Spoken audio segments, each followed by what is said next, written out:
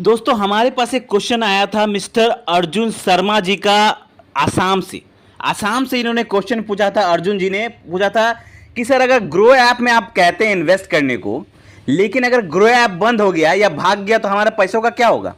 अच्छा सवाल पूछा है उन्होंने, बिल्कुल जेन्युइन सवाल पूछा है। मैं कहना चाहूँगा, वो कह रहे थे कि ग्रो ऐप से जो इन्वेस्ट करने की सलाह दे रहे हैं कि ग्रो ऐप से इन्वेस्ट कर दीजिए या किसी ऐप के थ्रू इन्वेस्ट कर दीजिए, बैंक के थ्रू इन्वेस्ट मत करिए, क्योंकि बैंक में कहीं ना कहीं आपका चार्जेस लग जाता है, आपका एक्सपेंस रेशियो बढ़ जाता है, इससे आपका रिटर्न में लॉन्ग टर्म में असर पड़ता है। तो बात तो बिल्कुल सही है, बैंक से एसआईपी करने से आपका लॉन्ग टर्म में आपका रिटर्न में कमी दिखने को मिलता है, क्योंकि आपका एक्सपेंस रेशियो बढ़ जाता है।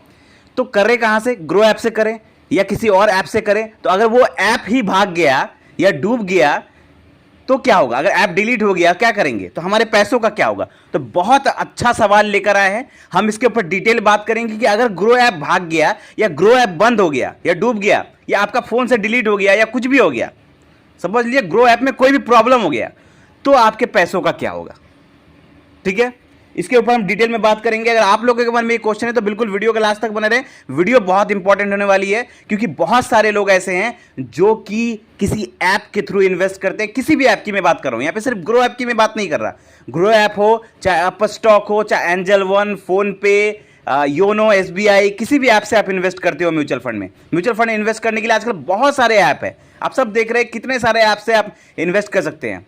ठीक है, बहुत सारे ऐप से आप इन्वेस्ट कर सकते हैं। यहाँ पे मुझे किसी ने क्वेश्चन भी पूछा था कि सर योनो एसबीआई से अगर मैं इन्वेस्ट करता हूं म्यूचुअल फंड में तो क्या उसमें लॉस होगा या नहीं। तो मैं इसके ऊपर भी बात करूंगा वीडियो के लास्ट में, तो वीडियो के लास्ट तक बने रहे। चलिए वीडियो को शुरू करते हैं।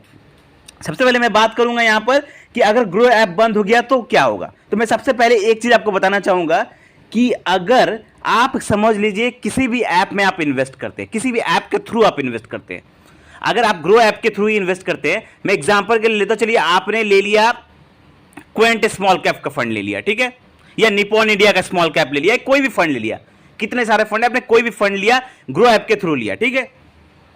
तो जब आप उसमें इन्वेस्ट करते हैं तो क्या आप ग्रो ऐप में इन्वेस्ट करते हैं?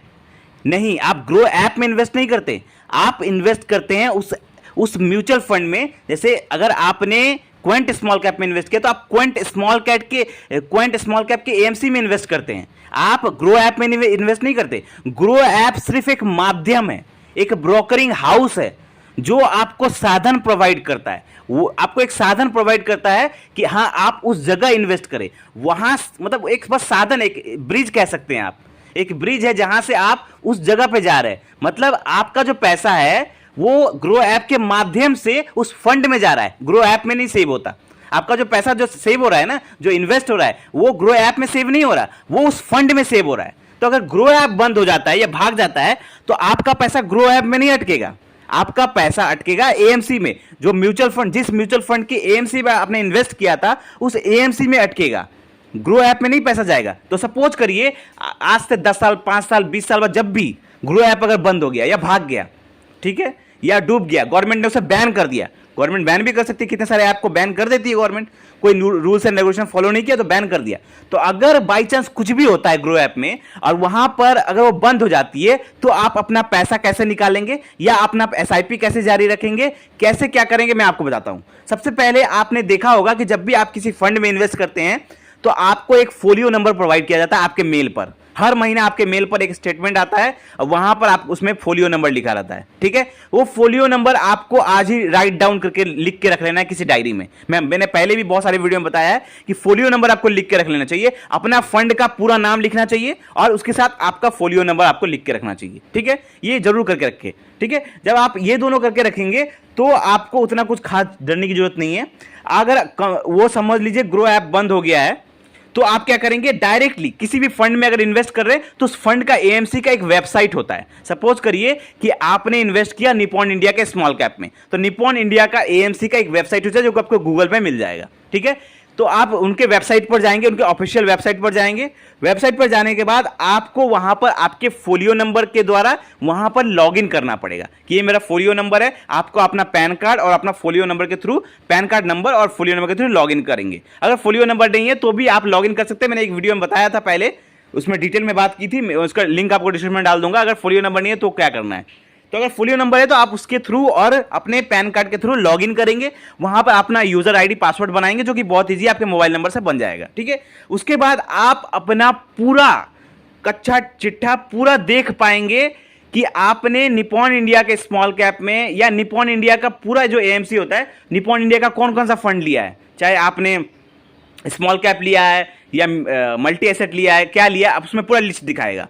अगर आपने एसबीआई का लिया है तो आप एसबीआई के एएमसी वेबसाइट में जाएंगे, मतलब जिस भी फंड का आपने म्यूचुअल फंड लिया है आप उसकी वेबसाइट पर जाएंगे, या ध्यान रखिएगा उसकी वेबसाइट पर जाएंगे। निपॉन जैसे ग्रो ऐप में तो आपका सारा दिखा देता है एक जगह ना, वहां पे एक जगह नहीं दिखाएगा, आपको हर एएमसी के वेबसाइट पर जाकर अपने फंड को देखना पड़ेगा। जैसे कोई कोई होता है, जैसे किसी ने टाटा का भी फंड लिया हुआ है, किसी ने एसबीआई का भी फंड लिया है, किसी ने निपॉन का भी फंड लिया है, किसी ने क्वेंट का भी लिया हुआ है, तो आपके सबके वेबसाइट पर जाकर वहां पर यूजर आईडी पासवर्ड आपका बनाना पड़ेगा आपके फोलियो नंबर के द्वारा, और उसके बाद आप वहां पर अपना पूरा वहां पर कंट्रोल कर सकते हैं। आप चाहे तो वहां पर रिडीम कर सकते हैं, और रिडीम का ऑप्शन होगा, रिडीम करेंगे तो आपके बैंक अकाउंट में पैसा आ जाएगा 2-3 दिन में, जैसे रिडीम करते हैं ग्रो ऐप में उसी टाइप से सेम सिस्टम है। ठीक है, रिडीम कर सकते हैं। आप चाहे तो आप वहां से एसआईपी जारी रख सकते हैं, आपका मर्जी, आप एसआईपी स्टॉप कर दीजिए, पैसे निकाल लीजिए, वहां पे पूरा टोटल कंट्रोल आपका होगा। आप ग्रो ऐप से कोई आपको मतलब ही नहीं है। अगर ग्रो ऐप बंद हो जाता है या कोई भी ऐप बंद हो जाता है तो उसे डरने की कोई जरूरत ही नहीं है, पूरा का पूरा पैसा आपके एएमसी के वेबसाइट एएमसी फंड हाउस में है, तो कोई डरने की जरूरत नहीं है कि मेरा पैसा डूब जाएगा, ऐसा कुछ डरने की जरूरत नहीं है। बस आपको थोड़ा सा अवेयरनेस रखना है, आपको आपके फंड का नाम और आपको अपना फोलियो नंबर लिख के रख लेना है किसी डायरी में, ताकि इन केस फ्यूचर में अगर कोई ऐप बंद हो जाता है या किसी ऐप में प्रॉब्लम हो जाता है तो डायरेक्टली आप उनकी वेबसाइट पर जाएंगे, वहां पर लॉगिन करेंगे, अपना मोबाइल नंबर, अपना पैन कार्ड, अपना फोलियो नंबर के द्वारा ओटीपी आएगा आपके मोबाइल नंबर पर या आपके मेल पर। आप अपना मेल आईडी, जिस मेल आईडी से आपने किया था वो मेल आईडी भी आप साथ में लिख के रखिएगा, कि भाई साहब बहुत सारे लोग ऐसे होते हैं जो अपना मेल आईडी का पासवर्ड ये सब याद नहीं रहता, तो आप मेल आईडी और मेल आईडी का पासवर्ड भी किसी डायरी में लिख के रखिएगा, ताकि जिस मेल आईडी से आपने ग्रो ऐप में लॉगिन किया था तो वो सब लिख के रखने से क्या होता है, सुविधा होता है आपको। ठीक है, सुविधा होगा, इजी होगा, ज्यादा आसानी से आप अपने, अगर ऐप बंद हो जाता है या काम नहीं करता तो आप डायरेक्टली वहां से लॉगिन करके अपने पूरे पैसे निकाल सकते हैं। तो आई होप आपको पूरा कंफ्यूजन दूर हो गया होगा। दूसरा एक क्वेश्चन और भी आया था कि सर क्या मैं योनो एसबीआई से मतलब इन्वेस्टमेंट कर सकता है या नहीं, योनो एसबीआई से अगर मैं योनो का जो ऐप है वहां से अगर मैं इन्वेस्टमेंट करता हूं म्यूचुअल फंड में तो क्या मेरा एक्सपेंस रेशियो बढ़ जाएगा। तो यहां पे दो सिनेरियो है। देखिए, जब आप किसी भी ऐप के थ्रू कर रहे हैं, योनो एसबीआई के थ्रू भी अगर कर रहे हैं, तो आपको बस ध्यान क्या रखने की जरूरत है, आपको ध्यान रखने की जरूरत है कि आप जिस फंड में इन्वेस्ट कर रहे हैं वो देख लीजिए कि वो रेगुलर फंड है या नहीं। डायरेक्ट प्लान में, जब आप डायरेक्ट फंड में इन्वेस्ट करते हैं तो होता क्या है कि आपका एक्सपेंस रेशियो कम रहता है, लेकिन जब आप रेगुलर प्लान में इन्वेस्ट करते हैं तो वहां पे एक्सपेंस रेशियो बढ़ जाता है। तो आप जब योनो एसबीआई में जाएं तो वहां पे चेक करें उस फंड में, क्योंकि उस फंड का नाम में ही आपको लिखा रहता है, जैसे किसी भी फंड का नाम में लिखा है डायरेक्ट फंड ग्रोथ लिखा रहता है, किसी में लिखा रहता है रेगुलर फंड ऐसे लिखा रहता है उस फंड के साथ, उस फंड के नाम के साथ। तो आपको चेक कर लेना है, अगर रेगुलर फंड है बिल्कुल इन्वेस्ट नहीं करना है, एक्सपेंस रेशियो बढ़ जाएगा, लॉन्ग टर्म में नुकसान होगा। तो किसी भी ऐप के थ्रू करें, योनो एसबीआई के थ्रू भी कर रहे हैं तो डायरेक्ट फंड देखिएगा कि वो फंड डायरेक्ट है या नहीं, रेगुलर नहीं होना चाहिए बस। ठीक है, तो आई होप आपको ये पूरा आंसर मिल गया होगा। फिर भी मन में कोई अगर डाउट है, कोई क्वेश्चन है, कमेंट करिए प्लीज, और हम आपके सारे सवाल का जवाब देने की कोशिश करेंगे। मिलते हैं अगले फाइनेंशियल वीडियो में। थैंक यू, धन्यवाद।